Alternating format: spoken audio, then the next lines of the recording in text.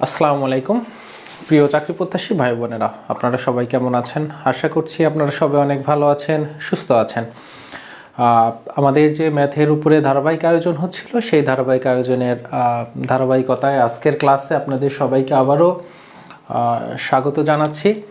আজকের ক্লাসে আমরা গত ক্লাস থেকে শুরু করেছিলাম চতুর্ভুজের উপরে ধারাবাহিক ক্লাস। তো চতুর্ভুজের আমরা ডেফিনেশন দেখেছিলাম, বেসিক দেখেছিলাম, চতুর্ভুজ কত রকমের হতে পারে সেগুলো আমরা দেখেছিলাম, এবং আয়তক্ষেত্র নিয়ে আমরা বিস্তারিত দেখেছিলাম কি কি ধরনের প্রশ্ন আসতে পারে সেগুলো দেখেছিলাম। আজকের ক্লাসে আমাদের পড়ানোর অংশ হচ্ছে বর্গক্ষেত্র, এবং বর্গক্ষেত্র থেকে বেসিক শেখার পরে কি কি ধরনের প্রশ্ন আসতে পারে আমরা সেই ধরনের প্রশ্নগুলা একদম চুলচেরা বিশ্লেষণ সহ আমরা সমাধান করব। তো আপনারা যারা ক্লাসে যুক্ত হয়েছেন সকলের উদ্দেশ্যে ক্লাসটি আপনারা শেয়ার করে দিবেন, সকলের উদ্দেশ্যে। এবং সাথে সাথে যারা আজকের ক্লাসে নতুন, আমাদের আয়োজন সম্পর্কে জানে না, তারা আমাদের আয়োজন যেগুলো ক্লাস অলরেডি আমরা নিয়েছি, যে ক্লাসগুলো আমরা নিয়েছি সেই হচ্ছে ক্লাসগুলা ইএম জব ইউটিউব চ্যানেলে আপনারা পেয়ে যাবেন। সেখানে প্লেলিস্ট আকারে দেওয়া রয়েছে। আমরা কিন্তু 50-এর অধিক ক্লাস নিয়ে ফেলেছি অলরেডি, 50+। এখানে কি কি চ্যাপ্টারের উপরে আমরা ক্লাস নিয়েছি? শতকরার উপরে আমরা নিয়েছি লাভ ক্ষতির উপরে, আমরা নিয়েছি মুনাফার উপরে, আমরা নিয়েছি সংখ্যার উপরে। তো এই সকল চ্যাপ্টারে আপনাদের যাদের দুর্বলতা রয়েছে, বেসিক ক্লিয়ার না, আপনারা ক্লাসগুলো করে আসবেন। এবং আমরা কিন্তু রেখার উপরে ক্লাস নিয়েছি, ত্রিভুজের উপরে আমরা 4টি ক্লাস নিয়েছি। সবগুলা ক্লাস ইএম জব ইউটিউব চ্যানেলে প্লেলিস্ট আকারে পেয়ে যাবেন। তো চলুন আজকের কন্টেন্টে আমরা চলে যাচ্ছি। আমরা প্রথমে বর্গক্ষেত্র সম্পর্কে বেসিকটা জানবো। বর্গক্ষেত্র এটা অবশ্যই সবগুলো চতুর্ভুজ, তার মানে 4টা বাহু থাকবে। তো 4টা বাহু যদি সমান হয়, তাহলে আমরা তাকে বর্গক্ষেত্র বলবো। তো এই যে আমাদের একটা বাহু, এই যে আমাদের আরেকটা বাহু, এডি আরেকটা বাহু, আর একটা বাহু। তো প্রত্যেকটা বাহুই যদি আমাদের সমান হয়, তাহলে আমরা ধরতেছি 4টা বাহুই এ। তার মানে বলতেছি A B equal BC equal CD equal AD, সবগুলারই মান হচ্ছে এ এর সমান। তাহলে 4টা বাহু সমান। এবং বিপরীত যে বাহুগুলা, বিপরীত বাহু কোনগুলা বলেন তো? বিপরীত যে বাহুগুলা, তার মানে আমার এ বি এর বিপরীত বাহু হচ্ছে ডিসি, এবং আমাদের হচ্ছে এডি এর বিপরীত বাহু হচ্ছে আমার বিসি। তো এই বিপরীত বাহুগুলা সবাই তো সমান, তাহলে বিপরীত বাহুগুলা তো সমান হচ্ছেই। তো 4টা বাহু সমান এবং বিপরীত বাহুগুলা সমান্তরাল। সমান্তরালের আমাদের ডেফিনেশন কি ছিল? যদি দুইটা রেখার মধ্যবর্তী দূরত্ব সব সময় সেম থাকে, তখন সেই দুইটা রেখাকে আমরা সমান্তরাল রেখা বলি। তো এই পরপর বিপরীত যে বাহুগুলা সেগুলো সমান্তরাল হয়। এবং আরেকটা, তার মানে 3টা হচ্ছে আমার কেস। আরেকটা হচ্ছে শর্ত যে প্রত্যেকটা কোণ যেন কত এক সমকোণ, প্রত্যেকটা কোণই এক সমকোণ। আমরা গতকালকের ক্লাসে যে আয়তক্ষেত্রে দেখেছি, আয়তক্ষেত্রের প্রত্যেকটা ক্লাস কিন্তু এক সমকোণ থাকে, কিন্তু প্রত্যেকটা বাহু সমান থাকে না আয়তক্ষেত্রেরও কিন্তু বিপরীত বাহুগুলা সমান্তরাল থাকে। তাহলে আয়তক্ষেত্রের বিপরীত বাহুগুলা সমান থাকে, আর এখানে প্রত্যেকটা বাহুই সমান। তো এইটা হচ্ছে আমার বর্গক্ষেত্র। এজন্য বলছে যে চতুর্ভুজের 4টি বাহুই পরস্পর সমান, বিপরীত বাহুগুলা পরস্পর সমান্তরাল এবং কোণগুলা সমকোণ, তাকে বর্গক্ষেত্র বলা হয়। তাহলে বর্গক্ষেত্রের প্রথম যেটা আমরা পাচ্ছি সেটা হচ্ছে প্রত্যেকটা বাহুই সমান। প্রত্যেকটা বাহু, বর্গক্ষেত্রের সকল বাহু হচ্ছে আমার সমান। প্রত্যেকটা কোণ হচ্ছে এক সমকোণ, প্রত্যেকটা কোণ এক সমকোণ। আর বলছে আয়তক্ষেত্রের 2টি সন্নিহিত বাহু সমান হলে, তার মানে আয়তক্ষেত্র কাকে বলা হয়? আয়তক্ষেত্র হচ্ছে এইরকম, বিপরীত বাহুগুলা সমান ও সমান্তরাল, এই বিপরীত বাহুগুলা সমান ও সমান্তরাল। তো দেখেন সন্নিহিত বাহু কারা কারা? যে এই দুইটা বাহু মিলে একটা কোণ তৈরি করে তাকে সন্নিহিত বাহু বলা হয়। যেমন এই কোণটা আমরা যদি ধরি, তাহলে এই যে আমাদের এই হচ্ছে গ্রিন মার্ক করা এবং ব্ল্যাক মার্ক করা, এই দুইটা হচ্ছে বাহু পরস্পর কি সন্নিহিত বাহু। আবার এই কোণের ক্ষেত্রে আমরা যদি দেখি এই বাহুটা আর এই বাহুটা সন্নিহিত বাহু। আবার এই কোণের ক্ষেত্রে যদি দেখি এই বাহুটা সন্নিহিত বাহু।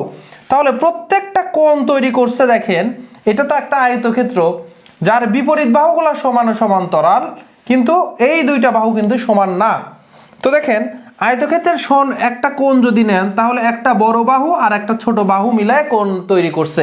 এই কোণটাও যদি নেন একটা বড় বাহু একটা ছোট বাহু মিলায় কোণ তৈরি করছে। এই কোণটা যদি নেন একটা বড় বাহু একটা ছোট বাহু মিলায় কোণ তৈরি করছে। তার মানে আয়তক্ষেত্রের সন্নিহিত বাহু হচ্ছে অসমান থাকে। আয়তক্ষেত্র কি? আয়তক্ষেত্রের সন্নিহিত বাহু অসমান থাকে। তো আয়তক্ষেত্রের যদি সন্নিহিত বাহু যদি সমান হয়ে যায় তাহলেই সেটা বর্গ, তাহলেই সেটা কি হবে? বর্গ। তাহলে আয়তক্ষেত্রের সন্নিহিত বাহু যদি সমান হয়ে যায় তাহলেই সেটা বর্গ, কারণ বর্গ আর আয়তক্ষেত্রের বাকিগুলো সবকিছু সেম। কি সেম? বিপরীত বাহুগুলো সমান্তরাল, প্রত্যেকটা কোণ হচ্ছে 90 ডিগ্রি। তাহলে এক জায়গাতেই হচ্ছে গ্যাঞ্জাম, সেটা হচ্ছে আয়তক্ষেত্রের সন্নিহিত বাহুগুলা অসমান কিন্তু বর্গের সন্নিহিত বাহুগুলা সমান। তাহলে ওই যে এইটা হচ্ছে বেসিক, এটা যদি আপনি আইডেন্টিফাই করতে পারেন পরীক্ষা হলে বলবে নিচের কোণটি সত্য নয় বা নিচের কোণটি সত্য, তখন আপনি ধরে ফেলতে পারবেন। আচ্ছা, এতদূর পর্যন্ত তো আমরা সহজেই বুঝলাম। এবারে দেখেন বর্গক্ষেত্রের ক্ষেত্রফল হচ্ছে বাহু গুণন বাহু। আমরা জানি আয়তক্ষেত্রের ক্ষেত্রফল আমরা গত ক্লাসে আমরা দেখেছি, আয়তক্ষেত্রের ক্ষেত্রফল হচ্ছে দৈর্ঘ্য গুণন প্রস্থ। তো বর্গ যেহেতু একটা টাইপ অফ আয়তক্ষেত্র, তাহলে এই সেমটাই আমার থাকবে বর্গক্ষেত্রেরও ক্ষেত্রফলের জন্য। তাহলে আমরা যদি করতে যাই তাহলে দৈর্ঘ্যও যেখানে এ, প্রস্থেও এ আর এ গুণ করলে এ স্কোয়ার, এ আর এ গুণ করলে কি? এ স্কোয়ার। এই জন্য বর্গক্ষেত্রের আমাদের ক্ষেত্রফল হচ্ছে বাহুর, একটা বাহুর দৈর্ঘ্যের উপর স্কোয়ার। তার মানে বাহুকে ওই বাহু দ্বারা গুণ করলে আমরা একটা বর্গক্ষেত্রের ক্ষেত্রফল পাবো। ঠিক আছে? আবার এইটা আপনি সুন্দর করে একটা যদি কোণ তৈরি করে ফেলে, একটা কর্ণ যদি ড্র করেন, কর্ণ ড্র করার পরে দেখেন দুইটা সমান ত্রিভুজে তৈরি হচ্ছে, সমান ত্রিভুজ তৈরি হচ্ছে। ঠিক আছে? তো এই কর্ণটা মধ্য দিয়ে যাচ্ছে, সো ত্রিভুজকে দুইটা সমান ভাগে ভাগ করে ফেলতেছে। তো আমরা কিন্তু যেভাবে এইচ এ বি সি, ত্রিভুজ এ বি সি এর ক্ষেত্রফল এ বি সি হাফ গুণন ভূমি গুণন উচ্চতা, তো ভূমিও এ উচ্চতাও এ, তাহলে এ গুণন এ তার মানে হাফ এ স্কোয়ার। অনুরূপভাবে ত্রিভুজ এডিসি এর কি হবে? ত্রিভুজ এডিসি এর হচ্ছে ক্ষেত্রফল হবে হাফ গুণন ভূমি, ভূমি কোনটা? ধরেন এটা ভূমি এটা উচ্চতা, সো এ গুণন এ হাফ এ স্কোয়ার। তো এই দুইটা যোগ করলে, এই দুইটা হচ্ছে আমাদের কি ত্রিভুজ, যোগ করলে কি হবে? বর্গক্ষেত্রটা হবে। তাহলে হাফ এ স্কোয়ার তার মানে যোগ করলে কত হবে? এ স্কোয়ার হবে। তো এইটা কিন্তু একদম কোর সিস্টেম যে হাফ হাফ যোগ করলে কত হয়ে যাবে? এ স্কোয়ার হবে। ঠিক আছে? তো এইটা হচ্ছে আমাদের ক্ষেত্রফল নির্ণয় করার সূত্র। তাহলে আমাদের এইটাও হলো বর্গক্ষেত্রের ক্ষেত্রফল। এবার দেখেন পরিসীমা। পরিসীমা মানে আমাদের যে ঘের, ওই যদি আমাদের যে ক্ষেত্রটা আছে সেই ক্ষেত্রটা, আমাদের যে ক্ষেত্রটা দিয়ে যদি আমরা বেড়া তৈরি করি তাহলে যত মিটার বেড়া বা যতটুকু বেড়া তৈরি করতে হবে সেটাই হচ্ছে আমার কি? পরিসীমা। অনুরূপভাবে আমাদের যে বাহুগুলো থাকে যে কোনো একটা বহুভুজের, সেটা ত্রিভুজ হোক, চতুর্ভুজ হোক, পঞ্চভুজ হোক, প্রত্যেকটা যদি আমরা বাহুর দৈর্ঘ্য যোগ করে দেই তাহলে পরিসীমা পাওয়া যাবে। তাহলে আমাদের এখানে বাহু হচ্ছে চারটার দৈর্ঘ্যই এ, তাহলে 4টা এ যোগ করলে 4a, এই 4a হচ্ছে আমার কি? পরিসীমা। ঠিক আছে? 4a হচ্ছে পরিসীমা। তারপরে দেখেন যে কোনো চতুর্ভুজের কর্ণদ্বয়, একটা বর্গক্ষেত্রের কয়টা কর্ণ থাকে? 2টা কর্ণ। যেমন একটা আয়তেরও 2টা কর্ণ থাকে, বিপরীত বিন্দুগুলো যোগ করলে আমরা কর্ণ পাওয়া যায়। সো এই যে কর্ণদ্বয়ের যে আমার লেন্থ আছে, একটা কর্ণ আমাদের এসি একটা কর্ণ, আর আরেকটা যদি আমরা কর্ণ আঁকি তাহলে বিডি একটা কর্ণ। তাহলে কর্ণগুলা কি কি? একটা হচ্ছে কর্ণ হচ্ছে আমার কি কি? একটা হচ্ছে এ সি কর্ণ, আর একটা হচ্ছে আমার বিডি কর্ণ।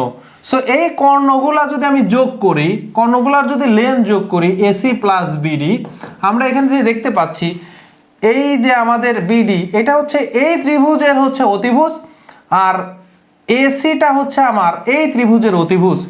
তো অতিভুজ সব সময় একটা ত্রিভুজের অতিভুজ, সমকোণী ত্রিভুজের অতিভুজ একটু খেয়াল করে দেখেন, সমকোণী ত্রিভুজের অতিভুজ সবসময় ধরেন এটা 4 এইটা 5, তাহলে এইটা 4 এটা ধরেন 3, তাহলে এটা হবে 5। তার মানে অতিভুজ সবসময় বেশি হয়, বাট অতিভুজ কিন্তু যোগ করলে কিন্তু অবশ্যই অতিভুজের চাইতে বড় হবে। লম্ব আর ভূমি যদি যোগ করেন তাহলে অবশ্যই কে হবে, অতিভুজের চাইতে বড় হবে, অতিভুজের চাইতে বড় হবে। তাহলে বলতেছে যে আমাদের এই যে এই দুইটা, একটা হচ্ছে আমার লম্ব, এটা হচ্ছে ভূমি, এই লম্ব আর ভূমি যোগ করলে কত, এ প্লাস এ, এটা অবশ্যই অতিভুজ হচ্ছে আমার এসি এর চাইতে বড় হবে, অতিভুজ এসি এর চাইতে বড় হবে। আবার এই ত্রিভুজের ক্ষেত্রে আমাদের ধরেন ভূমি এ লম্ব এ, এই দুইটা আমার কার থেকে বড় হবে, এসি এর চাইতেও। আগেরটা হচ্ছে আমার কি এই দিকে চিন্তা করলে, আর যদি আমরা এই দিকে চিন্তা করি তাহলে আমাদের কত, এইটা আর এইটা নিছি, তাও এসি এর চাইতে বড় হবে আমরা এই দুইটা। সো আমরা যদি এসি না নিয়ে, একবার তো এসি আমরা নিছি, আমরা যদি এই ত্রিভুজটা নেই, যে এই পাশের ত্রিভুজটা নিছি, দেখেন এই পাশের ত্রিভুজটা নিছি, তাহলে আমাদের কি হবে, আমাদের হচ্ছে এ আর এডি, তাহলে এ আর এ কার চাইতে বড় হবে, বিডি এর চাইতে বড় হবে। তাহলে এই পাশে আমরা যদি যোগ করে দিই, এই পাশে 4a, এটা গ্রেটার দেন হচ্ছে দুইটা কর্ণের যোগফলের চাইতে বড়। ঠিক আছে, এখনো কিন্তু আমরা কর্ণের দৈর্ঘ্য বের করি নাই। তো আমরা এখান থেকে কি পাচ্ছি, যে চতুর্ভুজের যে কর্ণদ্বয়ের সমষ্টি অবশ্যই পরিসীমা অপেক্ষা ছোট হবে, ক্ষুদ্রতর হবে, আর পরিসীমাটা কি হবে, সব সময় বড় হবে। ঠিক আছে, এখন আমাদের যেটা করব সেটা হচ্ছে কর্ণ, হচ্ছে আমরা কর্ণের লেন্থ বের করব। তো ধরেন কর্ণ এখান থেকে এ থেকে বিপরীত, কর্ণর সংজ্ঞা কি, যে একটা চতুর্ভুজের যে বিপরীত যে পয়েন্টগুলা, বিপরীত শীর্ষবিন্দু যদি আমরা যুক্ত করে দেই, তাহলে যে রেখা পাওয়া যায় সেই রেখাকেই কি বলা হয়, কর্ণ বলা হয়। তাহলে এখানে কর্ণ কয়টা আছে, কর্ণ আছে কয়টা, কর্ণ আছে দুইটা। একটা চতুর্ভুজের দুইটা কর্ণ থাকে, একটা হচ্ছে আমার এসি আর আরেকটা হচ্ছে আমার বিডি, একটা এসি আর একটা হচ্ছে আমার বিডি। এবার দেখেন তো, আমরা যদি চিন্তা করি যে এইটা হচ্ছে আমাদের এ, প্রত্যেকটা বাহু, যেহেতু এটা একটা বর্গক্ষেত্র, প্রত্যেকটা বাহু হচ্ছে আমার এ, তাহলে আমরা যদি এসি এরটা বের করতে চাই, এসি যদি আমরা বের করতে চাই, এসি এর লেন্থ কত হবে, এই যে এসিটা দেখেন তো এসিটা কত হবে, এসিটা হচ্ছে আমার ত্রিভুজ এ বি সি এর অতিভুজ। তাহলে আমরা জানি অতিভুজ ইকুয়াল রুট ওভার লম্ব স্কয়ার প্লাস ভূমি স্কয়ার, তাহলে ভূমি আর লম্বর উপর স্কয়ার, ভূমি আর লম্বর উপর স্কয়ার। এটা কি মাথায় আসতেছে? আমরা পিথাগোরাসের উপপাদ্য অনুযায়ী জানি অতিভুজ স্কয়ার ইকুয়াল ভূমি স্কয়ার প্লাস লম্বের উপরে স্কয়ার। সুতরাং অতিভুজ ইকুয়াল কত হবে, অতিভুজ ইকুয়াল বাম পাশে আমাদের স্কয়ার, তাহলে ডান পাশে এসে রুট হয়ে যাবে, তাহলে ভূমি স্কয়ার প্লাস লম্ব স্কয়ার। সো ভূমির মান কত, ভূমির মানও এ, লম্বের মানও এ, তাহলে এ স্কয়ার প্লাস এ স্কয়ার, 2a স্কয়ার, দুইটা স্কয়ার গুণ যোগ করলে 2a স্কয়ার। এবারে দেখেন রুটের নিচে আছে 2, আবার রুটের নিচেও a স্কয়ার আছে। তো রুটের নিচে যদি a b থাকে তাহলে এটাকে আমরা কি করতে পারি, রুট a আবার রুট b লিখতে পারি। সো রুটের নিচে 2a স্কয়ার আছে, একে আপনি লিখতে পারেন √2 into root a square. So এইটা থাকতেছে √2 আর স্কয়ার, আর এই রুট কেটে গেলে a, তাহলে আমরা অতিভুজ ইকুয়াল পেয়ে যাচ্ছি √2a। তাহলে এসি ইকুয়াল আমরা লিখতে পারি √2a। অনুরূপভাবে আমরা যদি বিডিটা নেই, আমরা যদি কি নেই, আমরা যদি এই যে এখান থেকে বিডিটা নেই, বিডিসি এই ত্রিভুজটা যদি নেই, তাহলে এটাও কিন্তু আমার অতিভুজ। তাহলে বিডি ইকুয়াল কত হবে, বিডি ইকুয়াল কিন্তু সেম এ স্কয়ার প্লাস এ স্কয়ার, তাহলে √2a স্কয়ার, আর তাহলে এইটা √2a, তাহলে এই পাশেওটাও √2a, এইটাও হচ্ছে আমার √2a, দুইটাই সমান। এজন্য বলতে পারি বর্গক্ষেত্রের কর্ণদ্বয় পরস্পর সমান। ঠিক আছে, পরস্পর আয়তক্ষেত্রে কিন্তু গতকালকে আমরা দেখেছি পরস্পর সমান। এবং এই যে কর্ণদ্বয় রয়েছে পরস্পরকে এই জায়গাতে সমকোণ, প্রত্যেকটা জায়গায় কোণ তৈরি হয়েছে কত, 90 ডিগ্রি করে তো কোণ তৈরি হবে। সো প্রত্যেককে সমকোণে বিভক্ত করে, কত কোণে বিভক্ত করে, সমকোণে বিভক্ত করে, এবং সেটা সমকোণে শুধু বিভক্ত না, সমদ্বিবিভক্ত করে, সমদ্বিখণ্ড বা দুইটা ভাগে বিভক্ত করে। সো এই যে আমাদের লেন্থগুলো আছে এগুলা পরস্পর সমান, অর্ধেক করে ফেলছে। এগুলো হচ্ছে আপনার বেসিক কনসেপ্ট। ঠিক আছে, তার মানে আমাদের এই পাশে আছে, দেখেন আমি যদি আরেকটা যদি ভালো করে ড্র করি, এখানে যদি আমরা ড্র করি, ধরেন আয়তক্ষেত্র একটা আমরা এখানে নিলাম, তো আমাদের এইটা সো এই পুরাটা হচ্ছে আমার √2a। তাহলে এই অর্ধেক কত? √2a কে যদি 2 দিয়ে ভাগ করেন, সো √2a 2 কে আপনি গুণ করতে পারেন √2 × √2 কেটে গেল a/√2।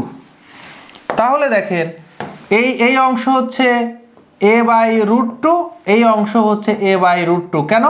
কারণ এই যে দুইটা যে লম্ব এরা পরস্পরকে অর্ধেক করে ফেলছে, এইটাকেই বলতেছে আমার সমকোণে সমদ্বিখণ্ডিত করছে, কারণ প্রত্যেকটা কোণ আবার সমকোণ। ঠিক আছে, নোট ডাউন করে রাখবেন বা একটা স্ক্রিনশট নিতে পারেন।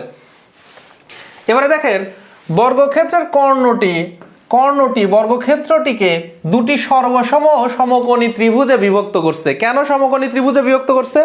দেখেন সর্বসমর আমাদের প্রথম যে শর্ত ছিল যে একটা ত্রিভুজের 3টা বাহু, ত্রিভুজের তো 3টাই বাহু থাকে, 3টা বাহু যদি আর একটা ত্রিভুজের 3টা বাহুরই সমান হয়ে যায় তাহলে তাকে সর্বসম বলা হয়। সর্বসম মানে আকারও সমান, আকৃতিও সমান, ক্ষেত্রফলও সমান, দেখতেও এক, বাহুগুলোও সমান, ক্ষেত্রফলও সমান, কোণগুলোও সমান। সো আমাদের এখানে বলছে সর্বসম সমকোণী ত্রিভুজ। দেখেন এইটাও এ, এইটাও এ, এইটাও এ, এইটাও এ, আর এই দুইটার মান হচ্ছে √2a। সো 3টা বাহুই সমান, সো আমরা একে বলতে পারি সর্বসম। এবং সমকোণী কেন? কারণ এই কোণগুলা সমকোণী, প্রত্যেকটা কোণই তো সমকোণ। ঠিক আছে, এবারে আসেন বর্গক্ষেত্রের, এটা তো আমরা বেরই করলাম, বর্গক্ষেত্রের কর্ণদ্বয় পরস্পরকে সমকোণে সমদ্বিখণ্ডিত করে। এটা 2বার আসছে। ঠিক আছে, 2বার নিয়ে আসাটা হয়েছে, টাইপিং মিস্টেক। তো এই হচ্ছে আমাদের all about basic of square. ঠিক আছে, বর্গক্ষেত্রের বেসিক। আমাদের জিকের স্যার শাহিন স্যারও দেখি হচ্ছে ক্লাস করছেন, উনি বলছে যে আসসালামু আলাইকুম স্যার। আছে, ওয়ালাইকুম আসসালাম। তাহলে এবারে আমরা দেখি যে আমরা তো বর্গ সম্পর্কে একদম ইন টোটাল বেসিক জানলাম, তো বর্গ থেকে কি রকম ধরনের প্রশ্ন আসতে পারে। তো চলুন আমরা প্রশ্নগুলা দেখি। প্রশ্নের এখানে কিন্তু আপনাদের কোথায় এসেছে সেটাও লেখা আছে, আপনারা একটু খেয়াল করবেন। তো দেখেন একটি বর্গক্ষেত্রের পরিসীমা দেওয়া আছে হচ্ছে আমার 44। তো আমরা জানি বর্গক্ষেত্রের পরিসীমা মানে, যেটা পরিসীমা মানে প্রত্যেকটা বাহুর দৈর্ঘ্যের যোগফল। তার মানে a যোগ a যোগ a যোগ a, তার মানে 4a পরিসীমা। 4a ইকুয়াল আমার কত? 44। সুতরাং a ইকুয়াল কত? যেহেতু ইংরেজিতে লিখছি বাম পাশে, সো a ইকুয়াল তাহলে 4 দিয়ে ভাগ করলে 11। এখন বলতেছে তার ক্ষেত্রফল কত? তাহলে ক্ষেত্রফল হচ্ছে আমরা জানি a², তার মানে a গুণন a। সো 11 আর 11 গুণ করলে 121। তো দেখছেন এইরকম সিম্পল প্রশ্ন কিন্তু আসতেছে। আবার যদি দেখি এই প্রশ্নটাও সিম্পল, কিন্তু এই সিম্পল প্রশ্নগুলোতে আপনার টার্মগুলো তো জানতে হবে। যেমন এখন ধরেন বলতেছে একটা বর্গাকার বাগানের ক্ষেত্রফল 1 হেক্টর। এখন আপনি হেক্টর ইকুয়াল জানেন না যে হেক্টর আর মিটারের মধ্যে সম্পর্ক কি, এখানে অপশনে মিটার আছে।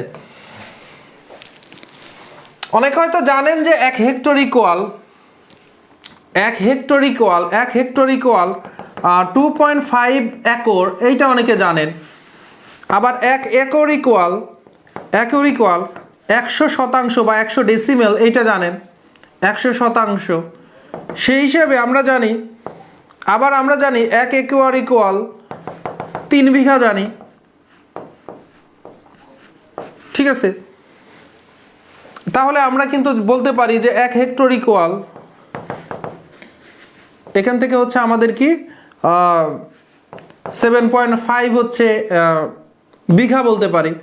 অনেক জায়গায় কিন্তু বিঘার মাপ হচ্ছে আলাদা, যেমন রংপুর অঞ্চলে 50%-তে 1 বিঘা, তো ওই জায়গাতে কিন্তু আপনার 1 একর ইকুয়াল 2 বিঘা, কিন্তু ম্যাক্সিমাম কেজে দেখা যাচ্ছে 1 একর ইকুয়াল 3 বিঘা। কিন্তু আপনার এগুলা কিন্তু কাজে আসতেছে না, এগুলো ধরেন জমি পরিমাপে আপনি জানেন। আপনাকে অবশ্যই কিন্তু এই হচ্ছে ম্যাথের জন্য অবশ্যই মিটারের সাথে আপনার সম্পর্ক জানতে হবে। তাহলে কারা জানেন একটু লিখবেন একটু কমেন্টে। আমি একটু বলতেছি যে 1 হেক্টর ইকুয়াল আসলে কত? 1 হেক্টর ইকুয়াল কিন্তু 10,000। মাথায় রাখবেন, যদি আপনারা আগে থেকে না জানতেন মুখস্থ করে নেন আজকের ক্লাস থেকে। 10,000 বর্গ মিটার, 10,000 1 হেক্টর ইকুয়াল 10,000 বর্গ মিটার। সো এই 10,000 বর্গমিটার 1 হেক্টর, এটা কিন্তু ওই বর্গাকার বাগানের ক্ষেত্রফল। তো আমরা ধরে নেই বর্গাকার বাগানটা প্রত্যেক বাহু হচ্ছে a মিটার করে।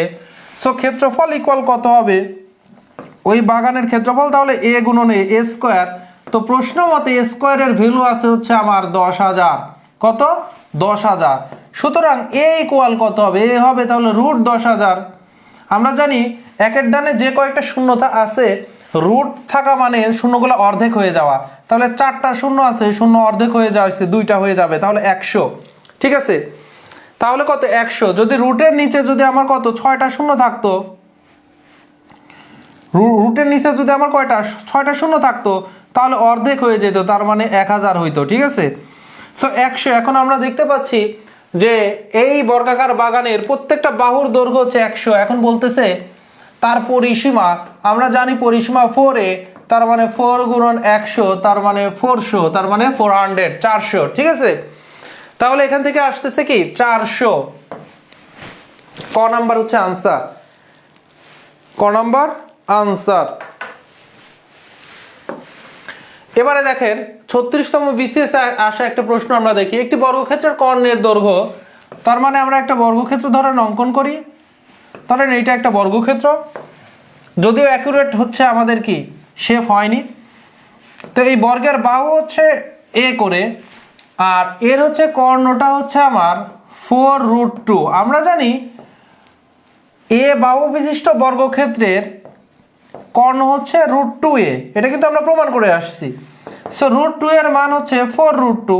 উভয় পক্ষ থেকে √2 উঠাই দেই, তাহলে a ইকুয়াল কিন্তু কি থাকতেছে? a ইকুয়াল থাকতেছে হচ্ছে আমার 4, তার মানে বাহুর দৈর্ঘ্য হচ্ছে 4 একক। এখন বলছে এর ক্ষেত্রফল কত, তার মানে ক্ষেত্রফল হচ্ছে এরিয়া হচ্ছে আমার কত হবে? এরিয়া হচ্ছে আমার a স্কয়ার, তার মানে 4 গুণন 4, তার মানে 16, 4 4 16। দেখতে পাচ্ছেন? তাহলে প্রশ্ন কিন্তু বেসিক জানা থাকলে প্রশ্ন আপনাকে যেভাবেই দিক না কেন আপনি কিন্তু করতে পারবেন। দেখেন 16তম শিক্ষক নিবন্ধনে প্রশ্ন বলতেছে একটি বর্গক্ষেত্রের পরিসীমা, দেখছেন মানে কিভাবে প্রশ্ন আপনার করতেছে, পরিসীমা এর কর্ণের দৈর্ঘ্যের কত গুণ। তাহলে পরিসীমা আমরা জানি 4a, আর কর্ণের দৈর্ঘ্য হচ্ছে আমার কত? √2a। কর্ণের দৈর্ঘ্য কত? √2a। তো এখন বলতেছে পরিসীমাটা কত গুণ, তাহলে পরিসীমাকে আপনি কর্ণের দৈর্ঘ্য দিয়ে ভাগ করে দেন। সো a আর a কেটে গেল, তাহলে থাকতেছে 4 ডিভাইডেড বাই √2। 4 কে আপনি লিখতে পারেন কি 2 গুণন 2, √2।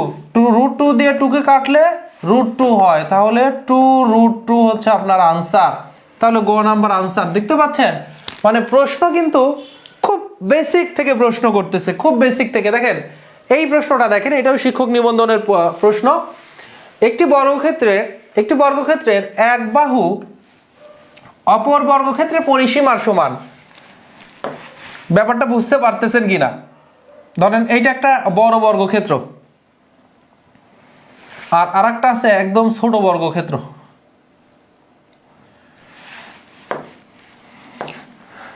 তো এই বর্গক্ষেত্রের প্রতি বাহুর দৈর্ঘ্য ধরেন a করে, তাহলে এটার পরিসীমা কত হবে? a যোগ a যোগ a যোগ a, 4a। এই পাশে যে বড় যে ইয়াটা দেখতে পাচ্ছি, এইটার বাহুর দৈর্ঘ্যই হচ্ছে 4a। একটা বর্গক্ষেত্রের একটা বাহু, এই যে একটা বাহু 4a, এটা আর একটা বর্গক্ষেত্রের পরিসীমার সমান। বুঝতে পারতেছেন? ক্লিয়ার কি ক্লিয়ার না? ক্লিয়ার। তো হলে বর্গক্ষেত্র দুটির কর্ণের অনুপাত কত? তো এটার কর্ণ কত হবে বলেন তো? আমরা জানি কর্ণের হচ্ছে a, যদি বাহুর পরিমাণ যদি a হয়, তাহলে কর্ণের দৈর্ঘ্য হয় √2a। তাহলে বাহুর পরিমাণ যদি 4a হয়, তাহলে কর্ণের দৈর্ঘ্য হবে 2 ইন্টু এর জায়গাতে 4a। √2a, যদি বাহুর দৈর্ঘ্য যদি a হয়, তাহলে বাহু দৈর্ঘ্য a না হয়ে যদি 4a হয়, তাহলে এর জায়গাতে 4a বসবে। এই তো পার্থক্য। এখন বলতেছে এদের অনুপাত, তাহলে অনুপাত কত হবে? √2 ইন্টু 4a ভাগ হচ্ছে আমার √2a। অনুপাত মানে ভাগ। সো √2 কাটলো, a আর a কাটলো, তাহলে উপরে আছে 4 আর নিচে আছে 1। তাহলে এটাকে আমরা লিখতে পারি 4:1। ঠিক আছে, 4 অনুপাত 1। তাহলে খ নাম্বার হচ্ছে আনসার। দেখতে পাচ্ছেন জিনিসগুলো কিন্তু কঠিন না, কিন্তু বেসিক থেকে আসছে। আপনি যদি চিন্তা না করেন বা কঠিন মনে করেন যে এটা তো অনেক কঠিন, পারবো না, তাহলে কিন্তু পারবেন না। একটি সরলরেখা দেখেন, প্রশ্নগুলো একটু দেখেন। একটি সরলরেখার উপর অঙ্কিত বর্গে, একটা সরলরেখা আছে, এই সরলরেখার উপর অঙ্কিত বর্গ, তার মানে প্রত্যেকটা বাহুই এই সরলরেখার সমান। অঙ্কিত বর্গের ক্ষেত্রফল, তো আমরা ধরছিলাম এই সরলরেখার দৈর্ঘ্য এ, তাহলে এই যে অঙ্কিত বর্গ করলাম তার ক্ষেত্রফল হবে এ স্কোয়ার। এবার বলতেছে ওই সরলরেখার 1/3 উপর অঙ্কিত বর্গের ক্ষেত্রের কত গুণ। তাহলে এই সরলরেখাটাকে সমান 3 ভাগে ভাগ করব। তাহলে প্রতি ভাগে কত করে থাকবে? প্রতি ভাগে থাকবে a/3। তাহলে এই প্রতি ভাগকে নিয়ে যদি আরেকটা আমরা বর্গ আঁকি, তো বলতেছে এই ছোটটার এরিয়া বড়টার এরিয়া ছোটটার কত গুণ। তাহলে বড়টার ক্ষেত্রফল a স্কোয়ার, ছোটটার ক্ষেত্রফল হবে a/3 গুণন a/3, কারণ a স্কোয়ার দুইটা বাহুর মানে a গুণন a, তাহলে এখানে কি a/3 গুণন a/3, তার মানে a স্কোয়ার বাই 9। তাহলে বলেন এটা a স্কোয়ার আর এটা হচ্ছে a স্কোয়ার বাই 9, তাহলে এটা কতটুক বড়? 9 গুণ বড়। 9 গুণ বড়, এটার চাইতে এটা কত গুণ বড়? 9 গুণ বড়। অথবা বড়টার 9 ভাগের 1 ভাগ হচ্ছে ছোটটা, এই ছোটটা বড়টার 9 ভাগের 1 ভাগ। সো আনসার হচ্ছে খ নাম্বার। আনসার হচ্ছে কি খ নাম্বার।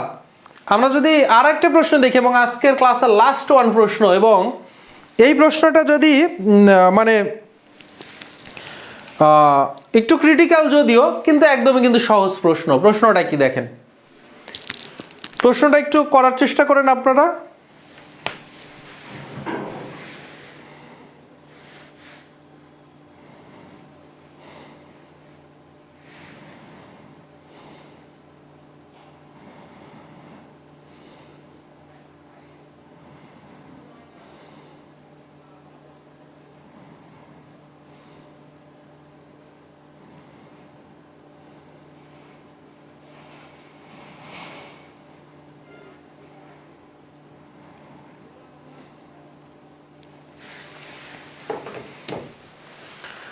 তো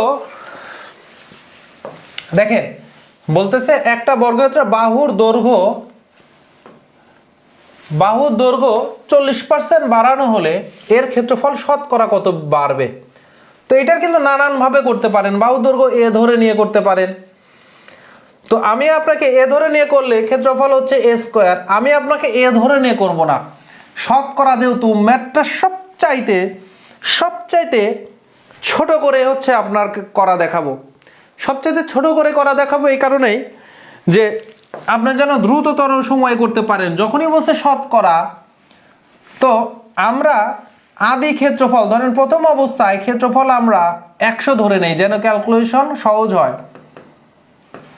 তো 100 যদি ধরে নেই তাহলে ক্ষেত্রফল মানে কি এ স্কোয়ার, ক্ষেত্রফল হচ্ছে কি এ স্কোয়ার। তো এ স্কোয়ার যদি 100 হয় তাহলে এ কত হবে? এ হচ্ছে 10 করে হবে, 10। তার মানে আমরা ধরে নিচ্ছি যে আমার যে বর্গক্ষেত্রটা ছিল ওই বর্গক্ষেত্রের প্রতি বাহু হচ্ছে 10 মিটার করে। কত করে? এবার যদি প্রশ্ন করেন কেন 10 ধরলাম, কারণ বলছে শতকরা কতটুকু বাড়বে, মানে 100তে, শতকরা মানে 100তে কত বাড়বে, 100তে কি পরিমাণ বাড়বে। তো ক্ষেত্রফল আমি 100ই ধরে নিলাম, 100 ধরে নিয়ে ক্ষেত্রফল 100 ধরে নিয়ে আমার প্রতি বাহু হচ্ছে 10 মিটার করে হচ্ছে। তো এখন আমি 40% বাড়াই দিব। তাহলে এই যে পরিবর্তিত আমার বাহু কত হবে? 10 প্লাস 10 এর কত পার্সেন্ট বলেন তো? 40%, 40% করে বাড়াই দিব। 10 প্লাস 10 এর 40%, এর মানে গুণন, পার্সেন্ট মানে 100 দিয়ে ভাগ, কাটাকাটি যদি করেন তাহলে থাকতেছে 4। তাহলে 10 এর 40% মানে 4, 100 টাকার 40 টাকা হলে 10 টাকার 4 টাকা, তার মানে কত হয়ে যাচ্ছে? 14 করে হয়ে যাচ্ছে।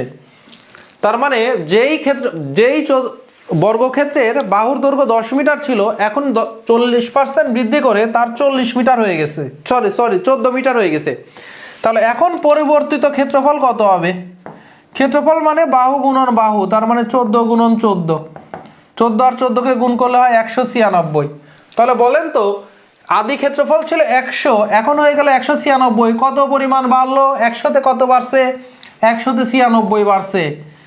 196 থেকে ইজিলি 100 বিয়োগ করলে 96 বেড়ে যায়। সো 96% বাড়ছে। খুব ইজিলি বের করতে পারলেন। আর যদি এইভাবে না করতেন তাহলে কি ঘটনা করতেন? আপনি করতেন ধরি বাহুর দৈর্ঘ্য এ, মানে বাহু ছিল এ, তাহলে ক্ষেত্রফল হচ্ছে এ স্কোয়ার দিয়ে পরিবর্তিত বাহু আপনি বলতেন এ প্লাস এ এর 40%, তাহলে এ প্লাস এ এর 40% মানে এ গুণন 40/100। তাহলে এই কাটলো, শূন্য কাটলো, তারপরে 4কে যখন 10 দিয়ে ভাগ করবেন মানে 0.4, তাহলে এ প্লাস 0.4 এ, তার মানে এ মানে এখানে 1 এ, তার মানে 1.4 এ। তখন পরিবর্তিত ক্ষেত্রফল কত হইতো? পরিবর্তিত ক্ষেত্রফল হইতো হচ্ছে আপনার 1.4 এ গুণন 1.4 এ 1.96 এ স্কোয়ার। তখন আপনি কি করতেন? 1.96 এ স্কোয়ার, এখান থেকে আপনার এ স্কোয়ার বিয়োগ দিয়ে দিতেন, কি এইটা বিয়োগ দিয়ে দিতেন, তাহলে বিয়োগ করলে 0.96 এ স্কোয়ার হইতো। তখন আপনি বলতেন এ স্কোয়ারে বৃদ্ধি পায় 0.96 এ স্কোয়ার, সুতরাং 1-এ বৃদ্ধি পায় কত? 100-তে বৃদ্ধি পায় কত? কাটাকাটি করে স্কোয়ার কেটে যেত, হয়ে যেত 96। ঠিক আছে, এইভাবে হচ্ছে আপনি বের করতে পারতেন। সো এই রিটেনেও যে আপনি এইভাবেই করতে হবে ব্যাপারটা কিন্তু তা না, আপনি এইটাই ধরে নেবেন, বরং এর মান ধরে নেবেন, ধরি এ ইকুয়াল 10। কেন, কোন লজিকে ধরছেন? কারণ আপনি 10 গুণন 10 করলে শতকরা 100, আপনার ম্যাথটা সবচাইতে ছোট হবে এবং সবচাইতে দ্রুত আপনি করতে পারবেন। সো আজকের ক্লাস এখানেই শেষ হবে।